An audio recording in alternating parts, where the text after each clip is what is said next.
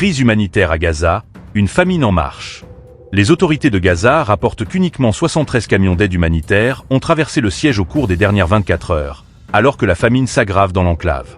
Au moins 133 personnes, dont 87 enfants, seraient mortes de faim depuis le début du conflit. L'ONU et divers acteurs humanitaires alertent sur une situation extrêmement critique, malgré l'autorisation de pauses tactiques pour faire passer l'aide. Accord commercial historique entre les États-Unis et l'Union européenne. Lors d'une rencontre au golfe des Trump en Écosse, le président américain Donald Trump et la présidente de la Commission européenne Ursula von der Leyen ont conclu un nouvel accord cadre.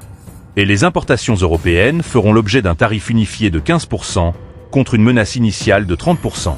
Et certains secteurs stratégiques, aviation, composants, semi-conducteurs, matières premières critiques, bénéficieront de tarifs nuls.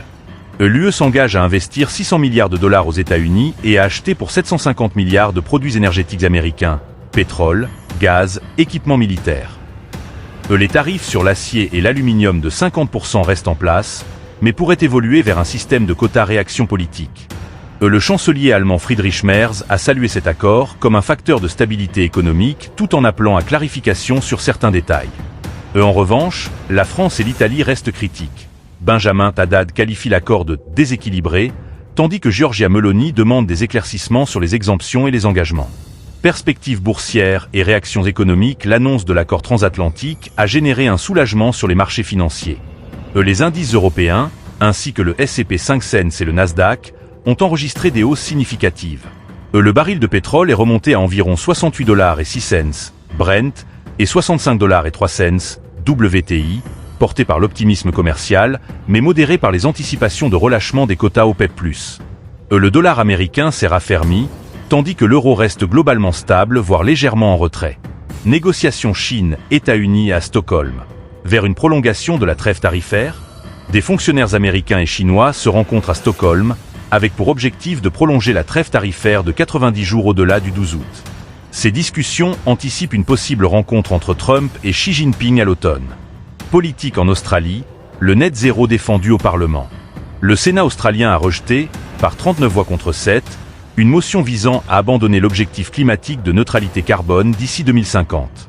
Le débat sur Gaza reste central en Australie, avec des parlementaires appelant à la reconnaissance de la Palestine et exacerbant les tensions entre le Parti travailliste et les Verts.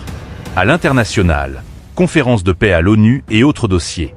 Et une conférence internationale sur le conflit israélo-palestinien se tient les 28 et 29 juillet à New York. Objectif: désarmement du Hamas, libération des otages, reconnaissance de l'État palestinien et planification post-conflit dans le cadre de la solution à deux États. Et sur d'autres fronts, la conférence des BRICS à Rio du 6 juillet a renforcé l'engagement des pays en développement sur la gouvernance mondiale, l'IA, le financement, le climat, avec l'Indian Next Chair en 2026. Conclusion. Gaza fait face à une crise humanitaire sans précédent, malgré les tentatives de livraison d'aide. L'accord commercial EU-États-Unis a évité un conflit tarifaire imminent, mais suscite des réserves en Europe. L'optimisme retrouvé sur les marchés financiers contraste avec les tensions persistantes dans la diplomatie mondiale. L'Australie confirme ses ambitions climatiques, tandis que la médiation internationale se mobilise autour de la paix au Moyen-Orient. Souhaitez-vous un éclairage plus approfondi sur l'un de ces sujets, par exemple la conférence de l'ONU, les impacts sectoriels du nouvel accord, ou les dynamiques politiques en Australie?